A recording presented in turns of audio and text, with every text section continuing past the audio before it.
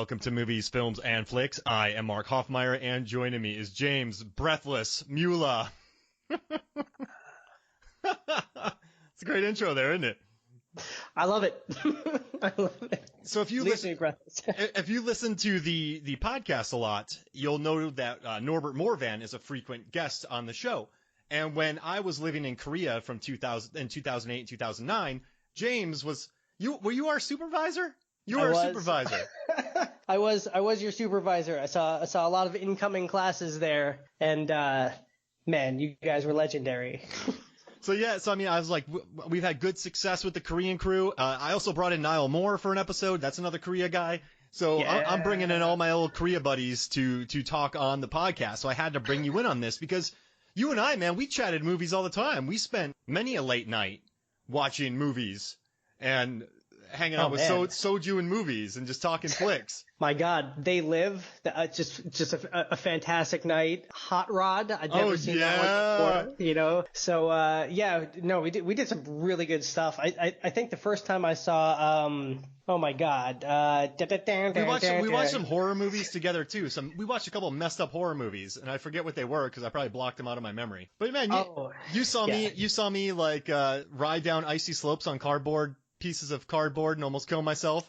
Oh, in the park next to the house in Bumpyeongdong. Yeah. I probably shouldn't do this, but why not? Tell them about the first thing I ever said to you when we met. Now, bear in mind, I was 26. I was a maniac, like a legit maniac. But I had, a teaching degree. I made it to the school we taught at was really nice. Like we taught at a good school.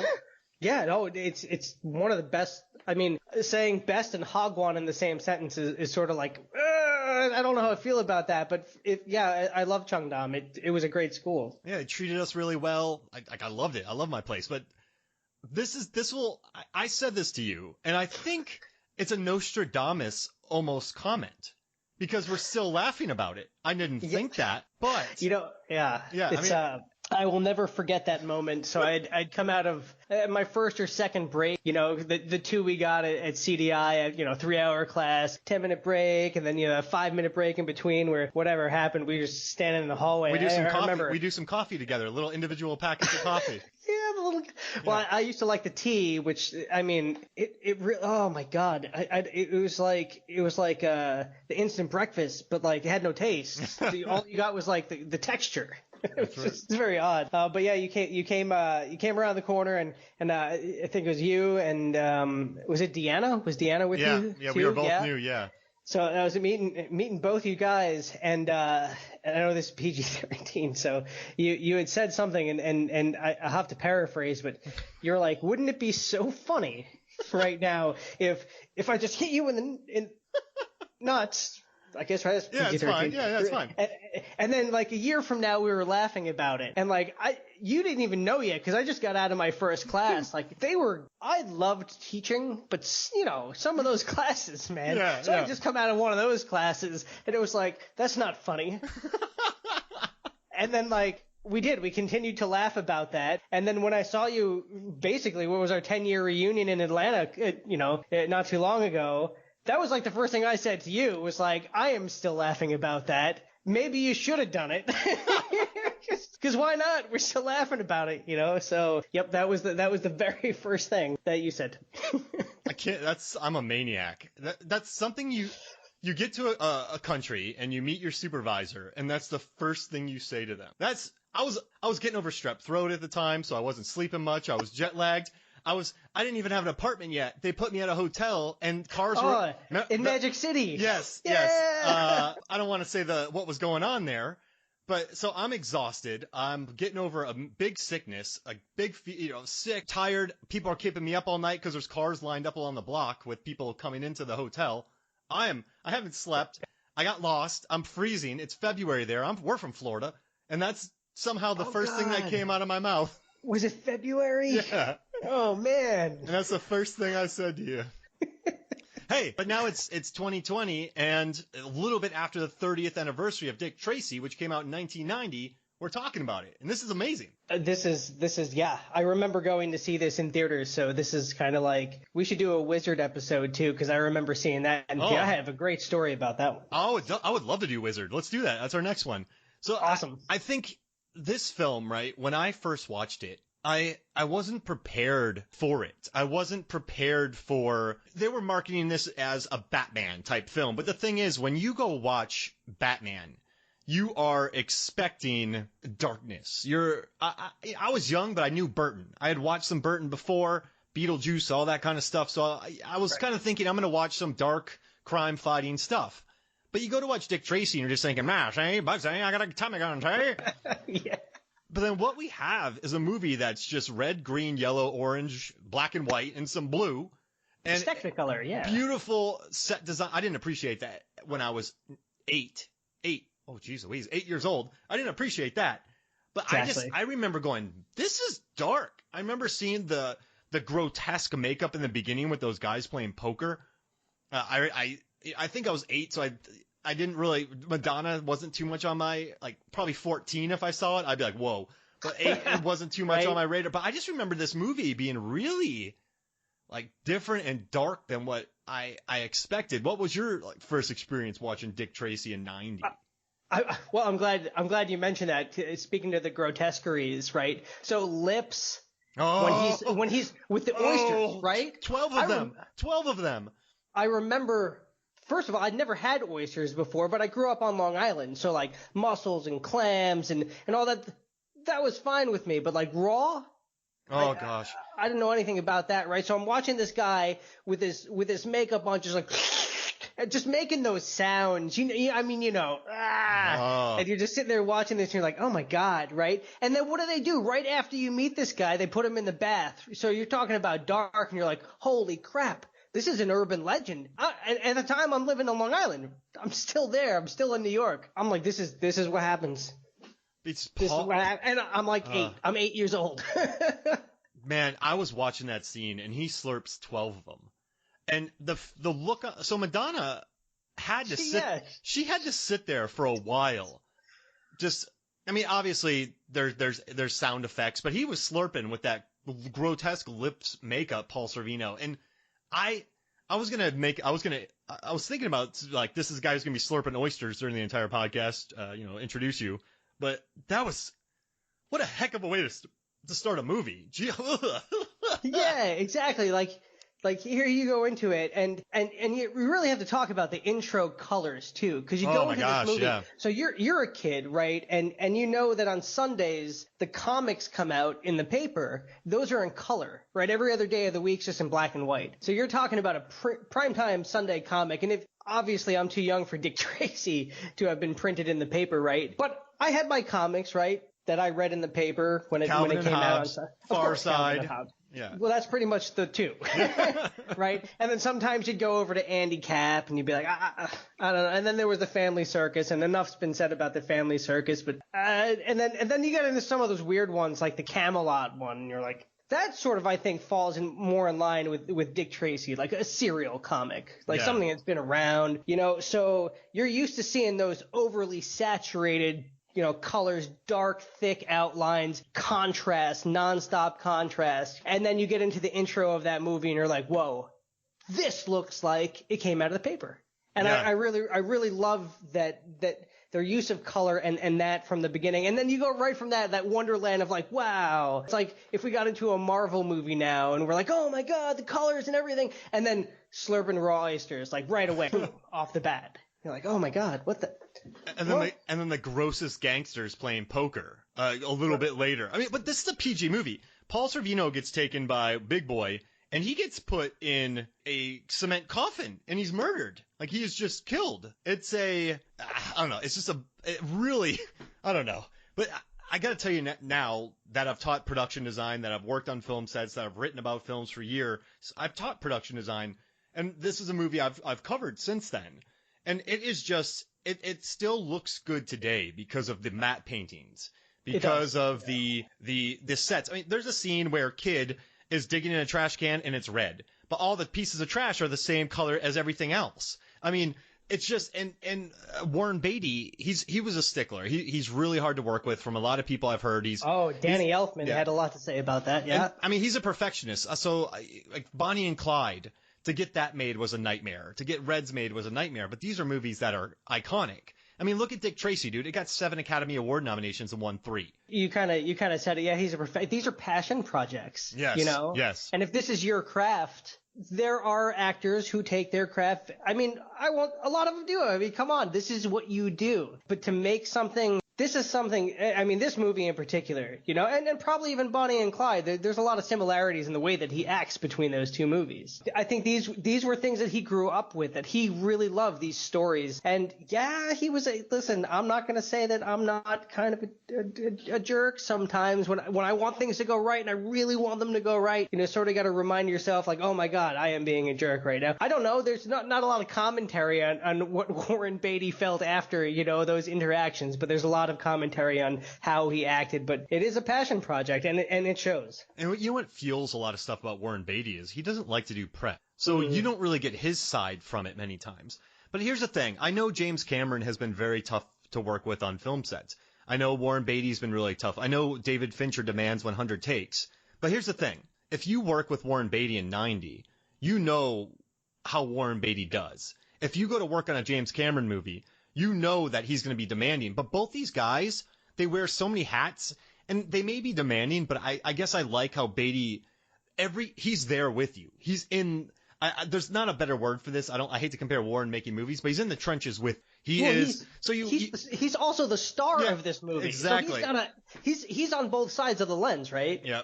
So he's doing it. Exactly. I guess it's just something to respect, too. But it's interesting reading all this stuff about working with him. I gotta tell you, he has made a movie that is.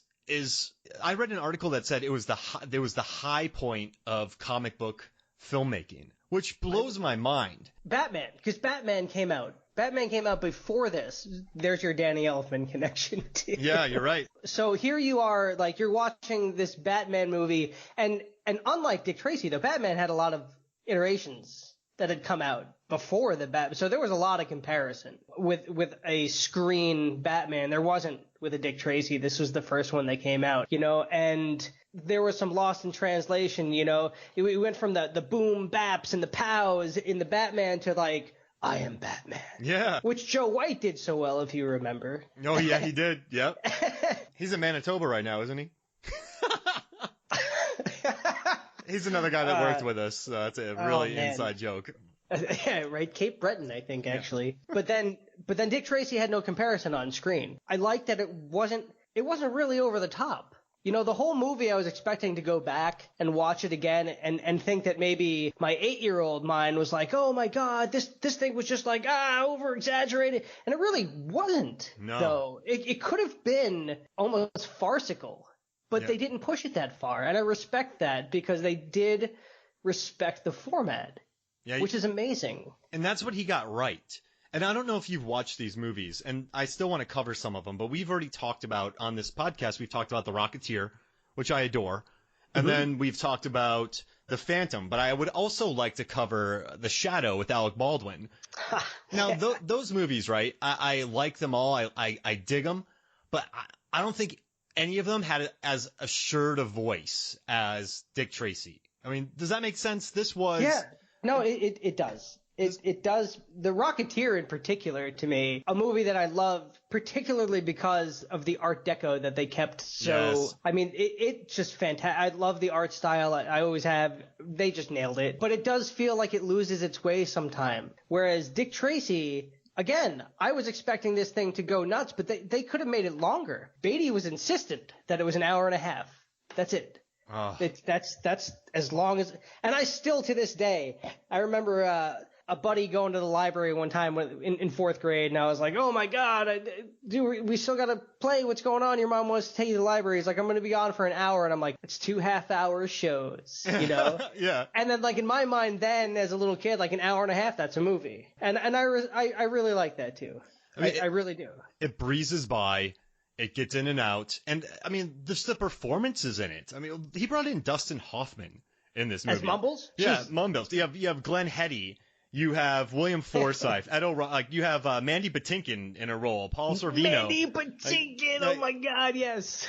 And I love Charlie Corsmo. I mean, the kid from Hook, the kid from What About Bob and Can't Hardly MIT Wait. physicist, a lawyer from Yale. Super. Right? Someone told him to quit too. Like, I think Steven Spielberg or Warren Beatty, one of them, gave them advice. He's like, what should I do with my life? And I get out of acting.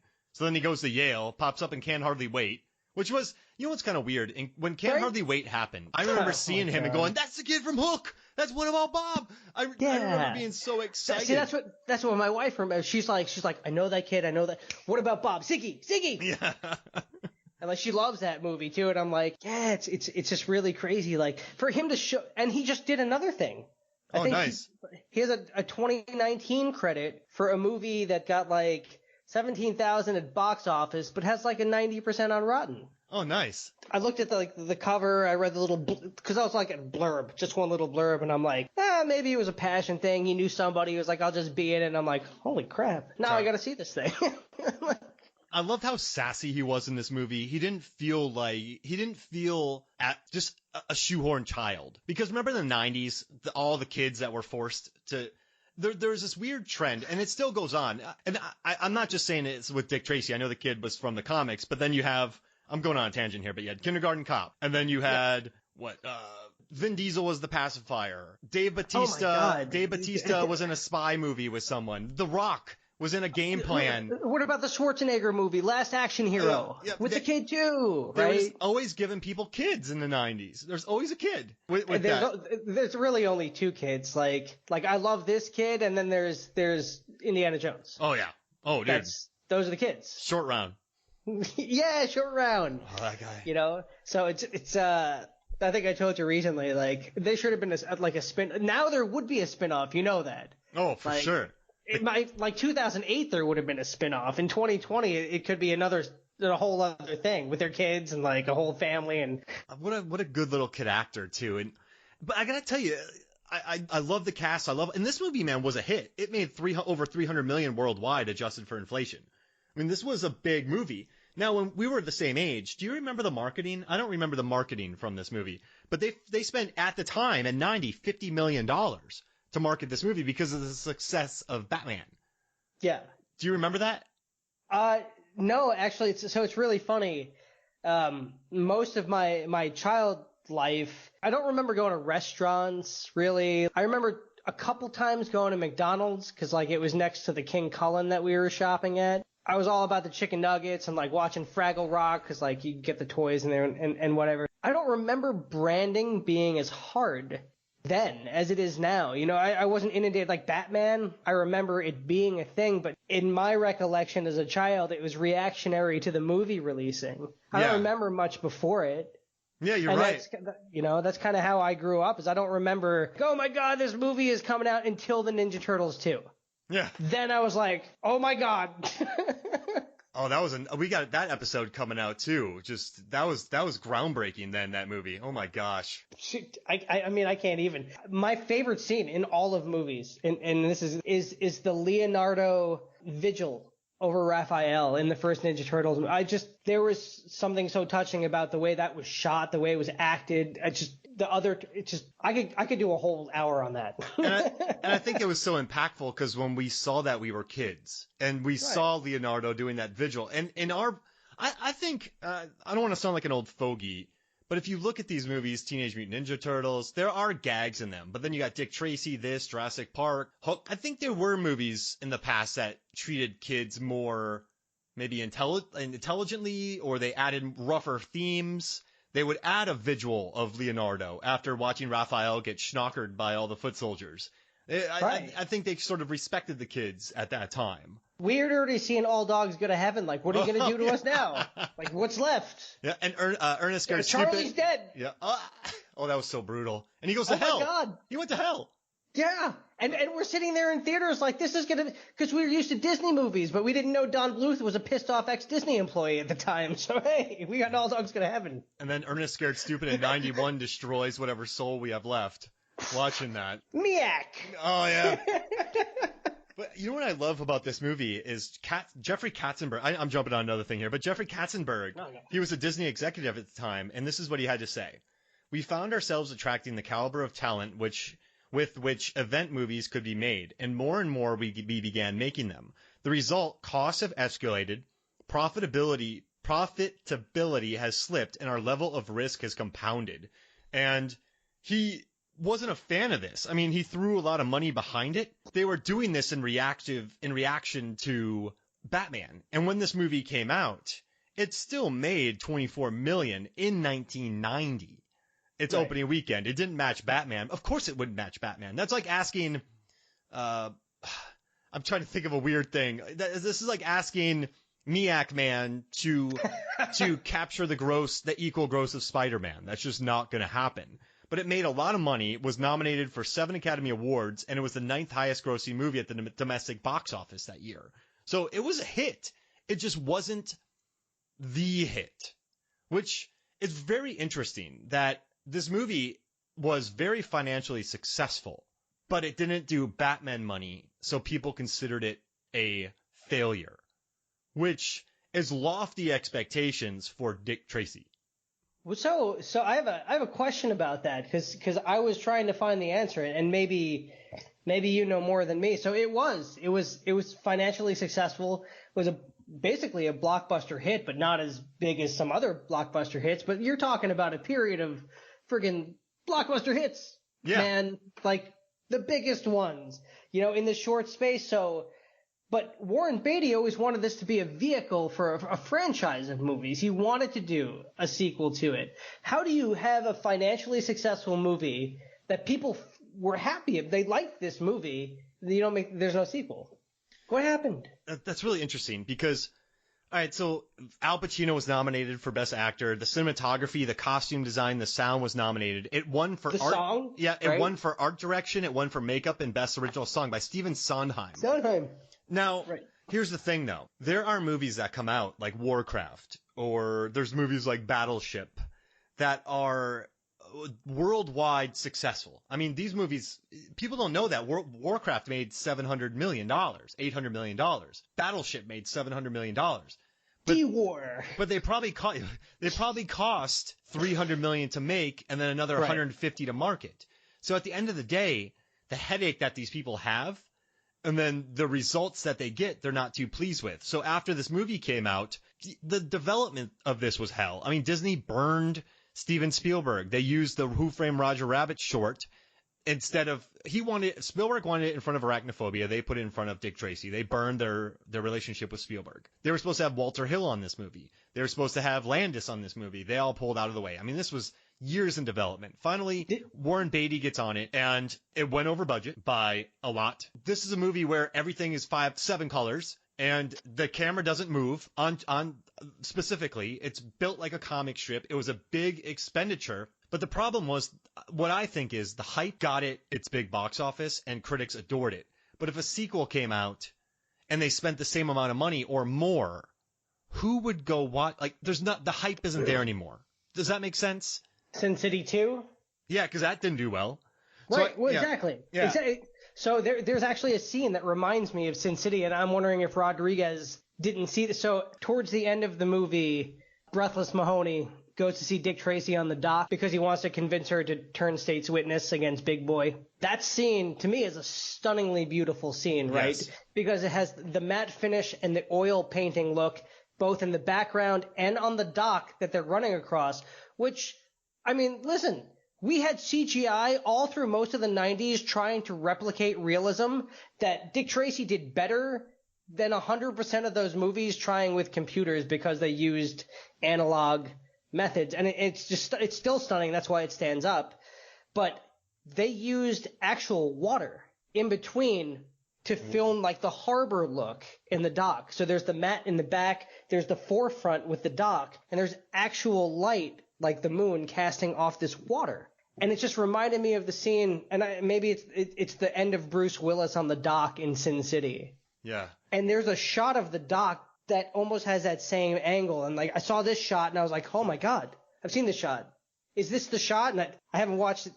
Didn't have a chance to watch Sin City to verify it, but there was something striking about both those moments. And it begs, for me, I'll always wonder, was this an homage? Because there are so many in this movie. I mean, and we sort of talked about that a little earlier offline too. There are a lot of Easter eggs in Dick Tracy. Oh, so many. And I guess to answer your question, I know Rodriguez was faithful to Frank Miller, but that he wrote Sin City post 1990. And so these filming techniques to create, I mean, Beatty did it first. When I think Robert Rodriguez is a very smart man, and he got to where he's at by loving film. So when he was making Sin City, I haven't looked for an interview, but I can guarantee you Rodriguez knew about Dick Tracy, and he knew about those shots. Well, that's so the reason that I draw the comparison, right, is and we talked about, it does have it's a colorful film, right, but it still has that noir feel to it. Yeah. Very much a throwback to that. You know, maybe why is such a limited palette too. You know, it can't just be black and white. As you started this whole thing off with, see. Yeah. It does have that, little, you know, and now I just want to watch Spider-Verse. So well, thanks for that. there are, Nick Cage, hey, Batman Noir. But I mean, there are scenes in this where Dick Tracy turns around with a Tommy gun with a car exploding behind him, and he is having a gunfight with William Forsythe, who spent 3 hours a day to become Flat Top. I mean, there's a lot of stylization to this. And, I mean, listen, Breathless Mahoney, played by Mahana? Played by Moana and Madonna together. So now, I actually want to see that now. Played by Madonna. And I love all the random rumors about this, that Beatty and she were dating at the time, and she got scale for this movie, so she's the biggest pop star in the world, making $2,000 a week just to be in this film. They had zero chemistry. Zero. No, and when she gets up on the desk, that to me and my wife were talking about this earlier. She just, you know, she just doesn't have a good reputation as an actress. You know, Guy Ritchie tried too, and oh my God, that was a whole nother thing. But when she gets up on the desk, and she's coming off the Vogue tour at the time. Biggest pop star in the world. My mom put that on TV before I went to see Dick Tracy, and it was like, oh no. She came out with the... I gotta tell you though, she said that she had more fitting days than acting days in this. And so, I mean, the costume designer, Milena Canaro, I mean, she had worked on Chariots of Fire, Barry Lyndon, Marie Antoinette, Grand Budapest Hotel, Life Aquatic, Wolfman, which I think looks beautiful. That came out with Benicio del Toro. She did Shining, Clockwork Orange. I think the idea that he had in mind, like, Warren Beatty likes to control a lot of things on his sets. So I think she was there to sort of perform the music, to be there in the club. That's when she shines. But then the other scenes are just to put her in ridiculously tight or see-through things to be the listen, she's Barbara Stanwyck from, but I don't think she was. I don't think she. No, you're right. But I think she played her role well. But I think her character is a bit of an afterthought and just more about the kind of songs and eye candy. But which kind of makes the ending of the movie not that great.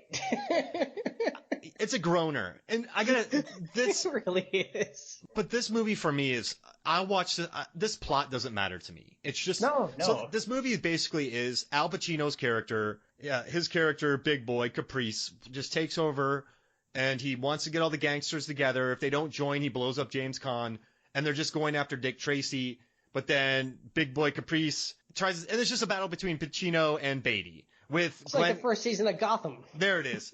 And it's a simple plot, but I guess the plot's just never that important to me because I'm too busy going, look at that yellow, look at that blue, look at his red. You know what's more important, right? The pacing. Yeah. You know, and that's something that so many movies, when we got out of Spider-Verse, and I remember maybe going to see 4 or 5 movies in my whole life that I walked out of the theater and I was like, I have no complaints. Like Lethal Weapon 4 when I was in high school, I walked out of that movie and I was like, this was great. This is perfect. Action, the pacing was great, but that's the consistent theme in every movie that I really enjoy, is that there's no lull. And there isn't in Dick Tracy. It just goes, and then, you're done. And you're like, wow, that's great. You know, and very few movies really get that right. You know, just like any good book has proper pacing. And if the pacing gets slow, they just put Pacino on screen. I like when we're going to go to the barbers, and every cut, we get a cut. I love that line. And there's a scene in here. For a dime at the barbers. Every cut, we get a cut. I love that there's a scene where Madonna and her dancers are Breathless Mahoney and her dancers are practicing for a show at the club, the big club. and Pacino is in the middle of it, telling them how to dance, but he's not telling them. He is doing zero directing. He is just yelling at them for about 7 minutes. And it's not 7 minutes, but he is running around, more, oh, yeah, less, yeah, oh. And doing a little smack here on the Madonna. Yeah, exactly. No, higher, lower, little higher, kit, higher. little caboodle. Yeah.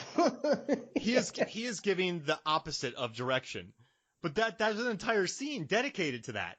Pacino showed up to this movie and just overacted, and he got a Golden Globe nomination, he got an Academy Award nomination, and he got a BAFTA nomination. Yeah, right, and then Scent of a Woman came out after this, and he just did the same role. And he... Exactly. Listen, this movie, though, was nominated for a Golden Globe for Best Picture. I mean, this was the most Academy Award winning, eventually had Dark Knight, Black Panther, stuff like that. But this was the comic book movie. Oh, yeah. In my memory, it is the comic book movie. Right? I don't remember Batman as the comic book movie. Batman is Batman, right? Teenage Mutant Ninja Turtles is Teenage Mutant Ninja Turtles, but cinematically, both of those. Yeah. I almost consider Marvel now to be like the Marvel Cinematic Universe. It's not called the Marvel Comic Universe. Yeah. There are differences between the two, you know. This movie, in particular, did a very, very faithful job with making it a comic book movie. In fact, there was a game that Norbert used to play, a Genesis game that he had on an emulator, and he'll have to tell you what it was. But I don't remember what the game was called, but you actually play through comic book frames. Oh, that's cool. Yeah, and that was really and sort of there's a similarity there for me, right? This one, I grew up with comic books, like the actual comic books, you know, and look at the framing of this movie. I mean, the aspect ratio that they use. When he punches people, he punches them through a window that's silhouetted that looks like it's framed as a comic book splash panel. Oh, no, when he's coming, my favorite is when he's coming through, when Tess is taken, and it, obviously, you know, Breathless had staged that whole thing that Big Boy had taken Tess, right? And then Big Boy comes in and with Flat Top, and they're looking at Tess, and they're like, what? Who's this? What's going on? And then Tracy's up there coming through the skylight. And the way that they did that frame askew from the top, and then the glass is pouring down with all the silhouette of the black and the glitter up, and the silhouette of Tracy coming through with just like the coat, the yellow, like, come on. Like, if you're, like, that's how I pictured in the comic. And here, like, beautiful. Beautiful shot. How much do you weigh? 190? Yeah, about 190. 210? Remember that scene? No. Remember that scene where he asked the guy? He's like, how much do you weigh? And the guy's down there going, I don't know, 190? Well, 210. Remember that scene? I could be that guy. Yeah. And then he's like, jump down. And then he shoots up in the air. But yeah. No, yeah. And it's perfect, though. When he lands right now, these days, he'd like, pooh, flip. And then, like, he's this close. He's like, Yep. Right there, right at the end. Yep. I'm like, I loved that detail. That's great. I love that you noticed that too. That's great. I mean, I love that they shot 1:8:5:1 on this too. So that's not exactly super. When you think of widescreen, it's 2:39:1. That's the kind of standard right now. But this was they shot this to not really capture the widescreen aspect, but just to get the height and the grandeur of the matte paintings, of the streets, of the buildings, of the splash panels. So that's. Listen, this is a film. It's not. Does that? I know I'm being. Obviously, it's a film. I need to regroup here. But what I'm saying is, I just love how Beatty they made very specific choices. 1:8:5:1. They didn't want to do the super widescreen. They shot on 35 millimeter and then like blew it up to 70 millimeter. They really did Technicolor with color. They went out of their way to make it as practical as possible. And I guess that's what I like about it is it's almost it's just you watch Marvel movies and I adore the Marvel movies. They've given a blueprint for success that have achieved worldwide success. There's no need to hate on those, and they do bound in creativity. But this movie, it just seems like such an old school thing that I love. I love the matte paintings. I love just the old school. I mean. I think every matte painter in the world was hired for this movie. I mean, there's just so much of it. It's yeah. It's funny too, right? Because ask a lot of people that watch. Me, my wife. I'm sure Norbert's got opinions about it too, because we all share the comic stuff, and there's a lot of opinions. Marvel had to go through a lot of movies before they hit Endgame and Infinity War, and everything came together. And there's a lot of movies in the first bunch that I just really can't stand. Dick Tracy didn't have a chance. This is a groundbreaking movie. They all knew it. If you're going to be militant about it, you have to know that you're going into uncharted territory. You are not going to look for the Northwest Passage with a captain that's like, yeah, all right. If you think so, you're going with a guy that's like, this is serious. Yeah. Nobody's ever done this before. A lot of money is going into this. We have to get it right. And they did, for sure. They really did. In retrospect, I have to say, a lot of times I go back and watch some movies, and Piranha is one for me that I've gone back recently. And as a kid and a teenager, I was like, Piranha's the greatest. I love this movie. And now I'm like, God, that buzzing sound that they make in the water, I can't do it anymore. But going back and watching this, and even the first Batman, or like Last Crusade, or The Goonies, you go back and you watch those movies and you're like, they don't lose their luster. You think they might have, but there's a charm, there's a care that was put into them. Pacing was considered, the audience was considered, the story was considered, the shots. That people went into this movie and said, if I were this audience, because I was this audience, what would I want to see? And that's where Dick Tracy delivers for me 100%. Like, what would I want to see in a 1930s comic strip come to life from a serial newspaper clipping? What would I want to see out of that? And it really just nails it. And what's cool about that, and I have to mention it because it's my favorite Easter egg in the whole movie, is Die Schlumpfe. Yes. Right.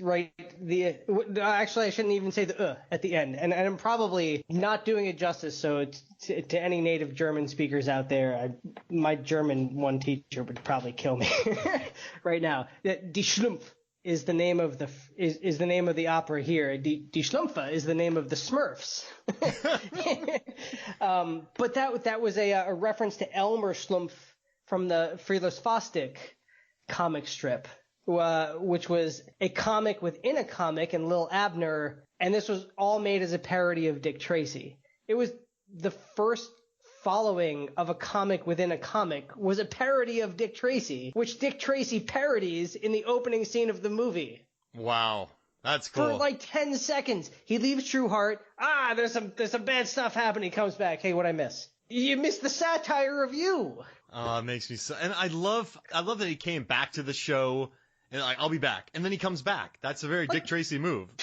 Right? And that opera was not, it was actually written and composed. It really was. There is a composer, and I think his last name was Pastiglieri. It's a real thing made just for that movie, just to be a spoof of Dick Tracy, which was in a comic that wasn't even related to it. Oh, that makes me so happy. It's fantastic. It's fantastic. And how about this real quick? I just want to throw out some love before we go on break to the production designer, Richard Silbert, and then the art direction by Harold Michelson. But, this guy who did the production design, he did Chinatown, Carlito's Way, Tequila Sunrise, Reds, Shampoo, Rosemary's Baby. Wow. Graduate, which I think Rosemary's Baby and Graduate are like milestones in production design. They are beautifully layered. He also did Grand Prix with, Steve McQueen. And he won an Oscar for Who's Afraid of Virginia Woolf. Then the DP, Vittorio Storaro, he worked on Apocalypse Now. He was on The Last Emperor. He did Last Tango in Paris. He was on Bird with the Crystal Plumage. I could say that word better or whatever. Those are big, massive, massive films. This dude had won 3 Academy Awards before he came onto this film. So you have Academy Award-winning costume designer, Academy Award-winning production designer, and Academy Award-winning DP to come into this movie. And then you had the guys who did the special effects, who are amazing, the Drexlers. And they did, and John Calgoni Jr., they did Dark Knight, they did Chaplin. They worked on Irishman. These guys, Heat, Blob, Chud, Hunger. They did Friday the 13th Part 2. This is a skilled cast, man. This is a cast and crew of just people bringing it for this movie should be PG-13, but for a comic book movie. I love it. Stephen Sondheim and Danny Elfman. Yes. One of those would be like 2. You got both on one movie. I'm a music guy. And Madonna. Oh, right? Right. Oh my God. Yeah. Who I love worked with Stephen because she couldn't get the song right. But instead of being a prima donna. Hey. Yeah. That just left me breathless right there.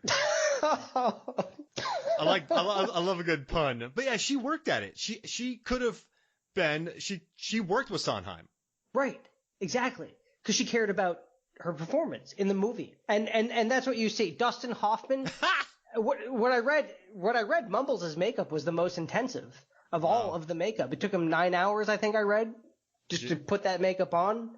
Wow. Because his whole face, Al Pacino, recognizable, like this whole half, right? And then there are some slip-ups, though. Sometimes you can see this part. Oh, really? It's like flapping off a little, and I'm like, oh. But, I mean, come on. For the amount of time, yeah, there's going to be some, it's fine. You spill a little water on your newspaper, that's what happened. On set, every single actor had a makeup. They called them makeup police. They had each actor had a makeup police with them. No spaghetti sauce. Yeah. Nobody could eat spaghetti sauce. Hey, I'm gonna go tear into this burrito right now. No. Yeah, here is a super long straw that you can have, and protein drink. Yeah, exactly. Stay away from the ravioli, please. Stay away. All right. So how about this? Let's take a quick break, and when we come back, we'll talk some more Dick Tracy. Welcome back to Movies, Films, and Flicks, and sorry about this, listeners, but James is going to be slurping on a ton of oysters for the rest of this, and he's going to be eating a massive, pork chop during this too, which Kid ate during the scene, and some very gross eating. Oh my God. I can't replicate eating the pork chop sound. I don't eat pork chops. I have no idea what that sounds like. So we haven't really talked about her that much, but what did you think about Glenne Headey in this role? Did you like her character? How do you think she did? I think she did.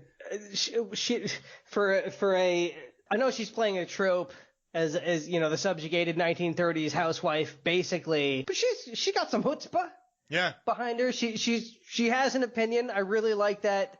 Yeah, in the 80s you'd hope so, right? But this is based on a 30s comic. I felt like they updated her just well enough. I liked the relationship. I dug that. Well, she had a job at the greenhouse, which I liked. So she was a working person. She wouldn't deal with kids' crap. She said she would break kids' hand if she didn't give the money back. I think they gave her just enough scenes to... Right. And I think what's smart is, her character is not much on paper, but for some reason, not for some reason, she's a good actress, but Glenne was able to add something to her. And I think that's what a lot of the characters in this movie were able to do. He hired some big names for small roles in this. And listen, this is a Beatty picture produced by Disney. This is a big budget movie, so I guess he got who he wanted. But I liked her in this, and I liked that her name's Tess Trueheart. It's like, oh, brother. Oh, well, yeah, but true to comic books, right? Yeah, no, you're right, you're right. But I think there were a lot of actors on this movie, though, that acted in period pieces before this movie. No, you're right. Yep. You're doing a fantasy movie. There's what ground you can make your own thing, right? Yeah, You're doing a cyberpunk movie, and there's you could take, but you're doing something that's happened. You have a thing that's been tread and retread over and over and over again. You have to make it new, but somehow you have to also make it faithful. And I think that's what she did the best job as, is that you believe, like, I think about my grandma. Like, yeah. Would she have been like, do you want a broken arm? No, did you steal that money? Nothing. Do you want a broken arm? You got me. And kid just throws it back. I just love it, though. I think that's, for me, that was one of the better scenes. But when she starts crying, when she brings the ice cream home with the kid and she sees breathless kiss Dick Tracy and she doesn't say anything, she gives him the ice cream. She goes into the kitchen to sit down and starts sobbing, and you hear him say, "Is this pistachio?" Yeah. And I think that's, oh my God, what an honest scene that is. Mm-hmm. She's a very strong character, and she's very understated, and I think she lent a lot to that role, her acting. That's why you got to bring in, that's why I like about, well, once again, I think the good directors know to bring in good day players. This is going to be really random, but we did an episode about the movie Death Race, directed by Paul W.S. Anderson, the remake. And he was talking about how hard it is to get day players and side characters. So he goes out of his way to get people he's acted with before that he loves, or he'll go get 3-time Academy Award winner Joan Allen to play the warden. He's like, I'll spend some money to have a good character, a good actor in there, because if you don't, then it just plays false. So I think, well, little known fact, my favorite actor is Robert Duvall. Oh, wow. He has never wanted to play a lead role. He's a character actor. He likes playing that. And I like playing an assist role too. So me and Robert Duvall have that kind of, but I love it because every role you see him in, he just kills it because he can. He's great in all of them. All right, so how about this? Let's do something fun. I was going to do a Dick Tracy specific draft, but instead I am going to do a Robert Duvall draft with you and I. Ooh, so okay.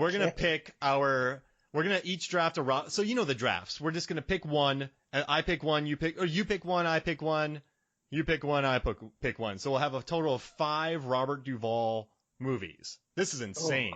Oh God. So I'll let you have first pick since you're a guest. So you get your first pick of Robert Duvall movies. I'll let you have the first one. I'm going to give you an easy out and say Open Range because I love him in that movie. Oh, he is so good in Open Range. Oh my god. Oh, the shotgun blast at the end of the movie when he's been so subtle and just kind of simmering, and then he just boom! This guy goes 10 feet across.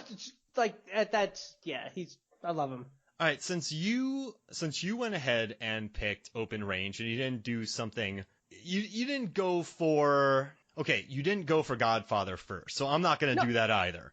I'm going for my favorite Robert Duvall movies. Oh, I like your style. So, all right. So now I have. This is why I haven't won one of the contests. You might get. So, you know what? I'm going to do something crazy, and no one's going to understand why I did this when they see the poll. But if you go to Movies, Films, and Flicks Facebook, you can come vote for me. I'm going to do Jane Mansfield's Car for a very pretentious reason. So it's called Jane Mansfield's Car. It came out in 2012, but I was a stand-in on the entire film for Ray Stevenson, and I got to I got to see Robert Duvall working all the time. So I got to watch him, John Hurt, Kevin Bacon, Billy Bob Thornton, Francis O'Connor. I got to watch all these people work. And that's awesome. A good stand-in is seen, not heard, and is always there. So I never really got into many conversations with him. But it was just cool watching his process, seeing him work, and he was super chill. And no one watched the movie, so I'm going to promote it. I'm going to say, go watch Jane Mansfield's Car, because it's very good, and you should watch it. So go do that. That's what I'm going to say. And you should watch it too, James. I had a good time on that. If any questions you have. I will absolutely watch it. Just like I will at least watch Deep Blue Sea another 4 times this year. Yes! Which I also remember going to watch in theaters with my first ever girlfriend in high school for like our 6th date. And she brought me to see that movie. And I was like, I wanted to see Samuel L. Jackson. And he got wiped out? right away. But then LL took up the thing. And just a chef dying in his own oven. Yeah, I love that. A cook dying in his own, sorry, yeah. A cook dying in his own oven. And I was like, oh, man. Deep Blue Sea is the best prison escape movie ever made. Yeah, but I saw the Meg because of you. And that was not Deep Blue Sea. No, it's not. Deep Blue Sea is way better. I wanted it to be, but it wasn't. I'm going with Days of Thunder as my next Duvall movie, by the way. Nice. Because his way, our way. Oh, and I love it. He just wants to drop the hammer. It's rubbing and bumping. Which Talladega Nights did excellent parody of. I just can't say enough about. That's also very true to that movie, but yes. All right, so let's do this. Let's do post after 1990. So none of his Godfathers or Apocalypse Now. Let's just do 1990 and above to have some fun with it. How's that sound? Oh, we can't do The Natural. Damn it. Nope. So we'll do 1990 and up. Dang it. I'm going to pick something really random. Man, he's so good. I'm going to do The Apostle because I love him in The Apostle. He is.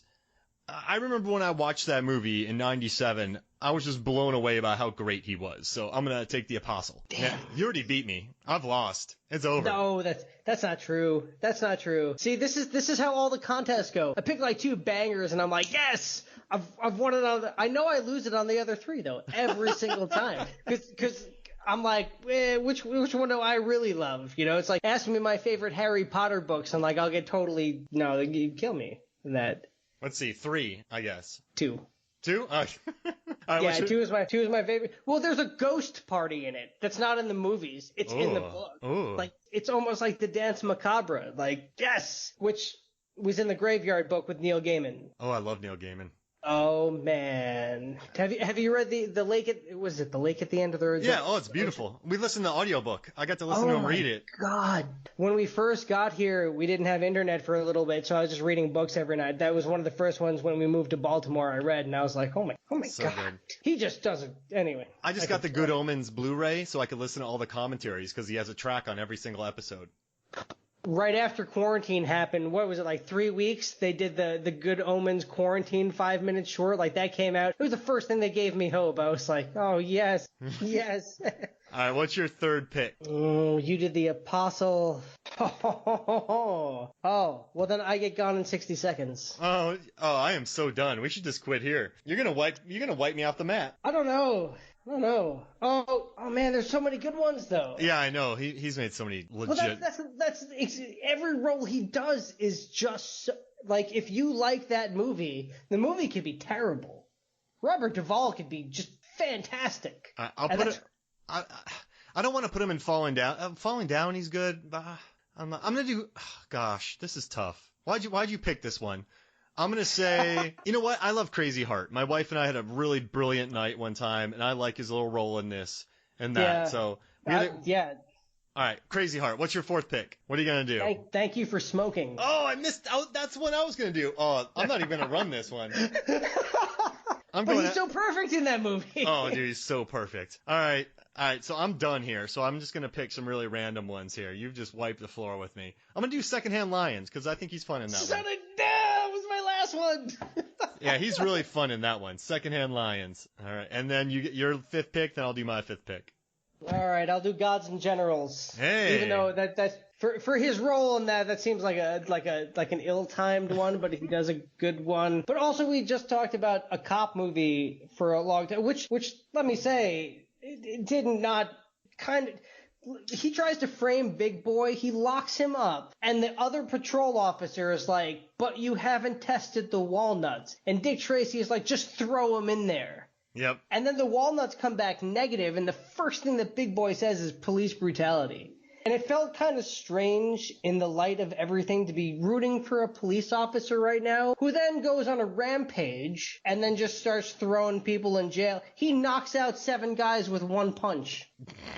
And he puts a camera in without getting approval. Yeah, there definitely was a little bit of like, see, when I was a kid, I was like, yeah, Dick Tracy. And like today, I'm like, due process. All right, well, you know what? I'm going to do Deep Impact because he saves the world. Oh, see, that would have been in the polls. That would have been one of my sway picks. Like, how am I feeling today? Am I going like historical drama or like? You're safe. No one's going to know about Jay Mansfield's car, and you have Open Range, Days of Thunder, and Gone in 60 Seconds, and Thank You for Smoking. The listeners right now aren't even going to come to Movies, Films, and Flicks Facebook because they know this thing's going to be a total wipeout. They come for you. That's why I come here. Nah, vote for James. He put together a much better team than mine. But all right, so with this movie, though, I know what we were just talking about, but I mean, the plot, right? Okay, we haven't really talked much about the plot. We know that Dick Tracy, but it's so weird though. If you think about the story, I don't know how this movie was nominated for a Golden Globe or BAFTA for best. It's just very like. Were people swayed by the look of it and how beautiful it looked? Because it's about a corrupt cop who gets framed, and then everyone's like, you're fine, we'll let you out. And then this gangster gets a fake kidnapping charge. He's like, oh, dame's gonna bring me down. Oh, this dame, that's what they want to do. They just want to bring these dames and kill me. And then he's killed. And then it's good day for Dick Tracy. There's not much of a story there, is there? Is that sacrilege what we're saying? No. Because I mean, okay, so think about the time period, right? Yeah. We're getting newspapers, right? And we're getting newspapers because that's our source of news. We don't all have radios at this point. Really. That's like assuming everybody has the internet right now. They don't. Not everybody had, but everybody could basically get the paper because the post office is still running. And you can still go down to the paper office, the newspaper, wherever JJ, whatever his name is. Yeah. J. Jonah Jameson. Spider-Man! Anyway, but that was it. You'd get the paper, you'd sit at like Sunday paper, you know. I mean, you grew up in Florida. How many Bell's ads were in there? Like this many Bell's ads? Like, come on now. 2 million trees. Exactly. You know, and so you get this thing and you're looking forward to it though. This is like the thing.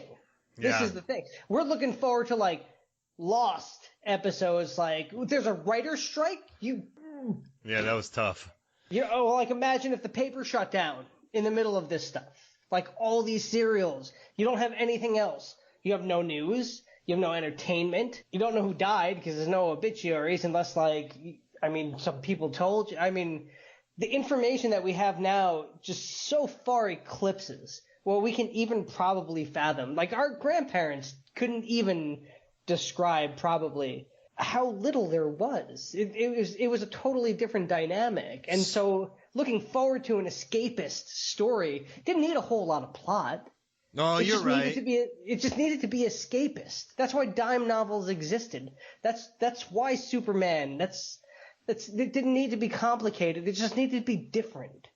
You know, like you look at the sensationalist articles like Dr. Livingston, right? This is the same guy who set up the USS Jeanette to go fail and looking for, what was it? Rangoland. Yeah, the tropical paradise at the top of the world.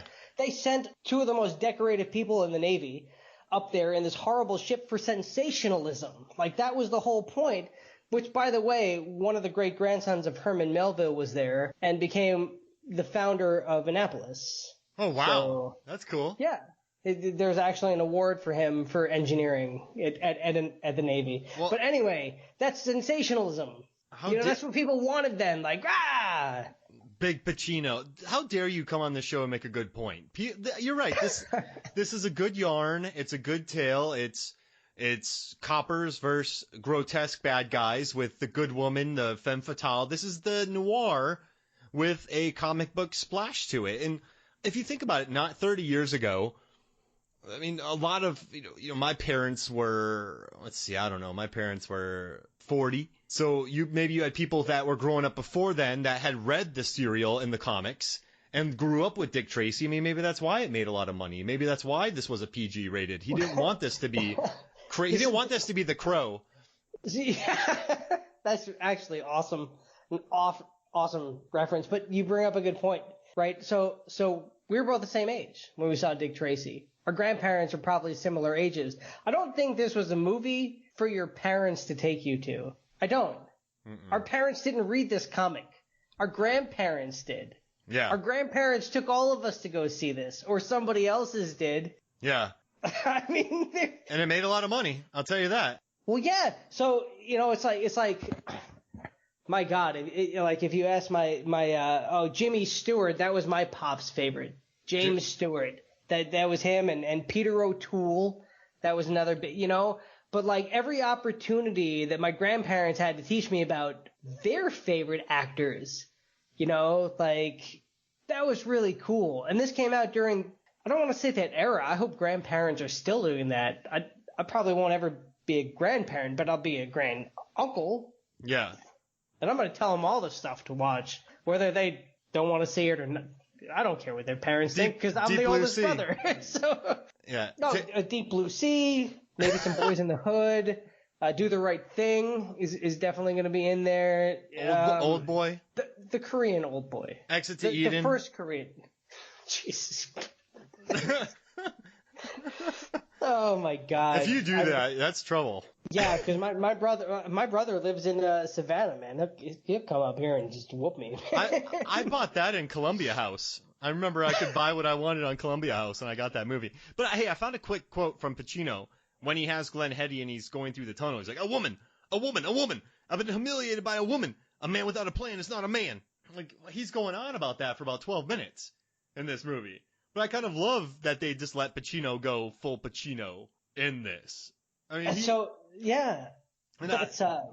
scripted, that stuff he's saying. I mean, the stuff with Hoffman, too, I know he's mumbling, but I think they had to give him some artistic freedom to bring these people on. I don't think they got brought in to be...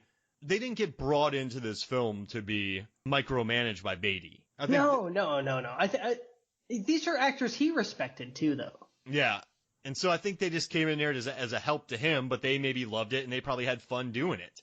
And it's kind of interesting that you said how long the makeup was, and that's an interesting thing about movies in general. The more you do a movie, let's say Guardians of the Galaxy, they get better at Gamora and Nebula's costumes, with Drax's costumes, because they've done it 4 or 5 times. But movies like this, they've never done it before. You probably can get better at it, but by the end of 3 months, you've cut down an hour, but if you do it for 2 years, you probably cut it down by 4 hours.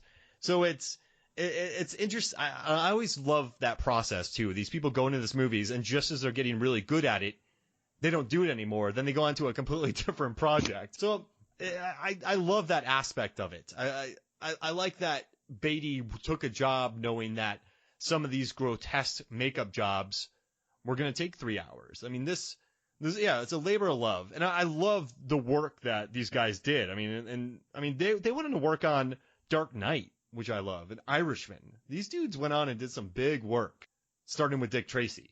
So, I don't know. I think it's pretty cool. I dig it. I like all that. And also, I mean, I guess I'm trying to get it. I also like when Pacino's going off on his guys. He's like, I'm looking for generals and I have foot soldiers. Like, there's some good, there's some good lines in here. There's some. No, well, you know what? Actually, speaking of Al Pacino and some good lines, he says something to the effect of limitations are your shackles. Yeah. Right? But he spends the first half of the movie misquoting Great Americans. And then he stops quoting anybody and starts saying his own lines. This is not too long after Lips is put under. So all of a sudden he went from a pretender to a trying to be, and he has some missteps until that's right before he dies. Right before the kid tackles him and he shoots breathless, and then Dick Tracy throws him over. And right before that, though, he said limitations are your shackles. That was, I just read there was another movie, an animated movie, that said the same thing. Limitations are your shackles. And I was like, oh my God, that's a Dick Tracy reference. Oh, I love it. Like, Big Boy finally said something, which kind of what you were saying, because I missed a lot of the other lines too. But I was like, wow, that's profound. And then in the beginning of the movie, you were trying to pretend to be profound. I love that he kept misquoting them. And no one would correct him because he would just kill him. Yeah, exactly. And then by the end of the movie, he's actually saying stuff that matters. Wow. Look at you, James. But he's already defeated. Yeah. But that begs the question, though. Is Big Boy tragic? Because he didn't steal Breathless. I don't know why he wanted to crush her head. Oh, yeah, he says that to her, too. Yeah, he could have simply been like, I didn't do this. And she would have been like, yeah, he didn't take me. And then, like, they would have been like, oh, there's somebody else at work here. They could have joined forces. But instead, he's like, hey, Flat Top, I'm going to take her. Why don't you guys get in all these dummy cars? They're probably going to shoot everybody, but I'm going to take her anyway. And then I'm going to have this elaborate thing where I go up to a place I've never been before. I'm going to crush her head in a gear. And that's as far as I got. And you're like, Big Boy, you could have teamed up with Dick Tracy here. Like, you offered him the money. It almost looked like he took it. The kid thought you were going to take it. And then he threw it in your face. But, like, he had every chance.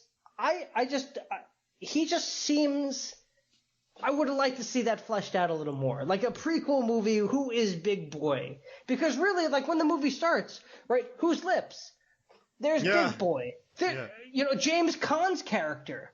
Like, he's straight up at the tables like, nah, Big Boy, I'm out. This isn't for me.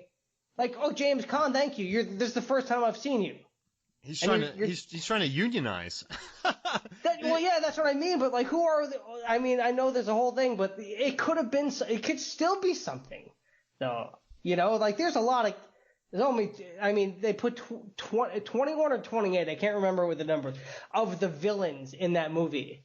Like that's how much Warren Beatty wanted to fill this whole thing up. And you're like, all right, hip no, big head, little face, flat top, mumbles, and then there's like 100 more, and you're like, wow, Itchy. Dopey, scratchy. There's a guy named Itchy in it. No, is there really? Yeah, played by Edo Ross. His name's Itchy. Well, I gotta say, Mandy Patinkin though, wow. Yeah. The piano player. Oh my gosh, I love that. And when you see him, you're thinking, wait, is that Mandy? And then you know his role's going to be bigger because it's Mandy. Well, when they put him in the yellow with the little newsboy cap, and then you're like, oh, that's Mandy Patinkin. But then you put that just light on his head, just blaring off of him, and you're like, I don't know, that could be some guy. Now, I mean, listen, at the end of... Also, I forgot to bring this up. Sorry, I'm switching gears here, but I love there's a fact that I want to bring to you. So, according to a Newsweek report, an astonishing 100% of the movie-going public was aware of the existence of this movie before it opened. That's insane.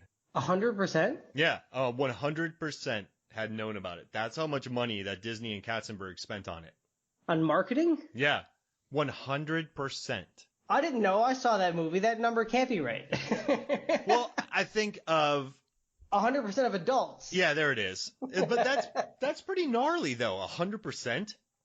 So where was the marketing, though? I'm sure. So ABC Sunday nights, definitely. So here's this. They did a half-hour short about it, which you can find on YouTube. So if you go on YouTube, you have the making of Dick Tracy, and you can see all the behind-the-scenes footage. It's a lot of fun. They also had 600 different Dick Tracy products being made and sold under license by other companies. There were video games for virtually every console and $300 pajamas, according to Newsweek.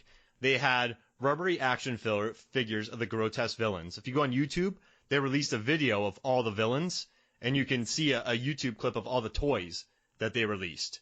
They also had a 1-900 number that you could call to win free stuff. Oh, no. Yeah. So, I mean, this movie I fell prey to some of those in the 80s as a kid. This movie had a massive campaign. And Is that not astonishing? Is this... Well, they wanted it to be Batman. But do you think is this a movie that needs that campaign? No. No, it's not. No, not at all. Batman didn't have this campaign. I mean, maybe they did, but it deserved it. Well, and they wanted to do T-shirts, so they said if you buy a T-shirt, that's your ticket to go see Dick for Tracy. The premiere movie. Yeah, and so a lot of people went to do that, but a lot of the movie theaters messed up, and it didn't work that well because, in Batman, they sold so many black T-shirts that kind of cotton was hard to find in the United States. That's how many Batman shirts were being sold in 1990. And they had a major demand of needing black shirts with Batman logos on it. So they were trying to do the same thing with Dick Tracy. And it sold, right? But then it just didn't have the lasting impact. But it's really funny, too. I was just thinking about it because Batman, I'm thinking about a Pepsi commercial that I saw as a kid for Batman. Do the melody of Dick Tracy. Oh, no, I know. Yeah. Right? Yeah. Do the melody for Batman. Yeah. I know that one. Dun, dun, dun, dun, dun. Yeah. Well, that was everywhere. I don't know what Dick Tracy... Danny Elfman did it. I have no idea what... I watched it, and I'm like, wow, this is great. Listen, it's just... And gone. As soon as I heard it, my first note was Batman score when I was watching Dick Tracy. I wrote that. Yeah. So you know who it is. But exactly. The problem is, though, this movie was coming together before Batman's massive blockbuster success. I mean, we're talking 89 to 90. So I think they were making it as a good popular picture, but I think they tacked on everything afterwards when they saw the success of Batman. So they were trying to push a square peg through a round hole with all the marketing. I think what they should have done is looked at UHF, the movie that went up against Batman and Indiana Jones, and basically almost destroyed Orion Pictures. Yeah. Which, by the way, is still quoted today. You So Stupid comes from that movie. I love when people try to do that. Like, I'm going to open up my movie with Avengers as counter-programming. There's not going to be counter-programming. Hey, so what was your favorite moment in Dick Tracy before we get out of here? Tell me your favorite moment in this movie. Well, it comes down to, it's the dock scene. It's the dock scene with Breathless. that's just, it's overwhelmingly beautiful. The background music is fantastic. The dialogue is not fantastic, but the imagery is perfect for what the movie is. You've got a conflicted Dick Tracy on this beautiful backdrop of this comic book movie. You've got the lounge singer who we don't know yet is the femme fatale, if you will, the Rorschach of our movie. Alan Moore would be proud, right? Oh, I could do it again. Another couple, just his artwork. I love Alan Moore. That to me is the prettiest scene, but as an adult now, my favorite, having rewatched the movie, it's just, it takes me back. It's beautiful. I see references to it. I mean, I would frame that and put that on my wall. Most exciting scene, if I was a kid, I love the whole montage of when Dick Tracy is going nuts.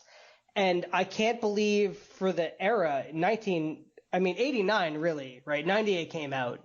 89, this is getting filmed. The technology they have, when Dick Tracy is walking forward, just blasting his gun with it's not a silhouette, it's Dick Tracy, but against the background, it has Breathless right there at the end of it. I marveled by the fact that there should be so many tears in that, so many graphical anomalies for the overlaying of images that didn't happen there. It came out so perfectly smooth that the tech design, I can't even imagine what went into making that look as good as it did.